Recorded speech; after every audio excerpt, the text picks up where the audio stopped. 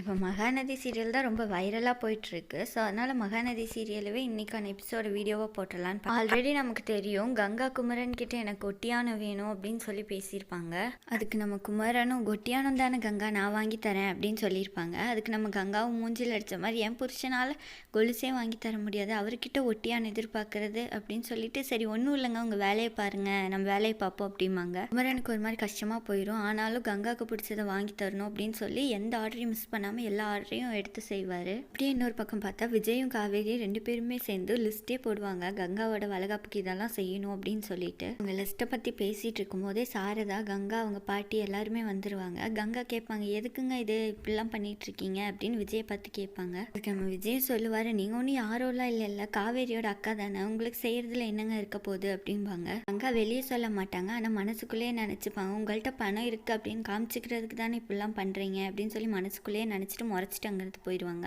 கங்கா பார்த்து முறைச்சிட்டு போகிறத பார்த்துட்டு காவேரி அவங்க அம்மா கிட்ட கேட்பாங்க என்னம்மா கங்காக்கா இப்படி மாறிட்டா அப்படின்னு சொல்லி கேட்பாங்க.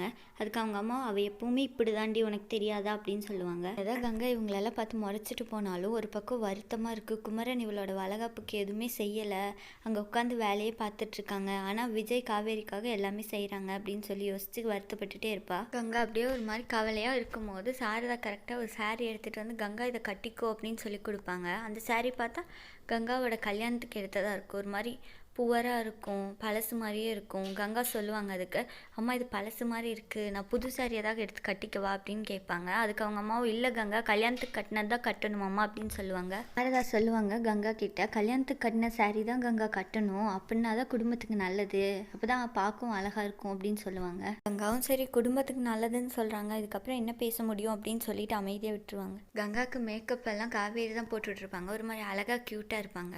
காவேரி கங்காவை பார்த்துட்டு ஐயோ கங்காக்கா இவ்வளோ அழகாக இருக்கீங்க என் கண்ணே பற்றும் போல் அப்படின்னு சொல்லி திருஷ்டி எடுப்பாங்க. கங்காவும் ஒரு மாதிரி வெக்கப்படுவாங்க. என்னதான் வெக்கப்பட்டாலும் மனசுக்குள்ளே ஒரு வருத்தம் இருக்கும், குமரன் இன்னும் வரலையே அப்படின்னு சொல்லி. அப்படின்னு ஒரு பக்கம் பார்த்தா நிவினும் விஜயும் சேர்ந்துமே வளகாப்புக்கான எல்லா வேலையுமே முடிச்சிருவாங்க. அன்எக்ஸ்பெக்டடாக டக்குன்னு குமரன் என்ட்ரி கொடுப்பாங்க. கங்கா ஓடி போய் குமரனை ஹக் பண்ணிவிட்டு ஏன் வர இவ்வளோ நேரம் அப்படின்னு சொல்லி கேட்பாங்க. குமரனும் என்னை மன்னிச்சிடு கங்கா, உனக்கு ஒரு கிஃப்ட் ஒன்று வாங்கிட்டு வந்திருக்கேன் அது என்னன்னு பாரு அப்படின்னு சொல்லி கையில் கொடுப்பாங்க. நம்ம கங்காவும் ஆர்வமாக அது என்ன அப்படின்னு பிரித்து பார்க்கும்போது அதில் ஒட்டியானம் இருக்கும். அவங்க டக்குன்னு ஹக் பண்ணிவிட்டு நான் கேட்டேன் அப்படிங்கிறதுக்காக வாங்கிட்டு வந்தீங்களா அப்படின்னு சொல்லி ஹக் பண்ணிகிட்டே கேட்பாங்க. அதுக்கு குமரனும் ஆமாம் நீ கேட்டு முடியாதுன்னு சொல்லுவேன் நான் கங்கா அப்படின்னு சொல்லி வாங்கி கொடுப்பாரு. சாரதா பார்த்துட்டு சொல்லுவாங்க சூப்பர் மாப்பிள்ளை இப்படி ஒரு கிஃப்ட்டு நீங்கள் கொடுப்பீங்கன்னு நாங்கள் யாருமே எதிர்பார்க்கல அப்படின்னு சொல்லி சந்தோஷமாக சிரிச்சுக்கிட்டே இருப்பாங்க எல்லாருமே. கங்காவுக்கு பார்த்திங்கன்னா சந்தோஷத்தை கண்ட்ரோலே பண்ண முடியாது, ரொம்ப சந்தோஷமாக இருப்பாங்க.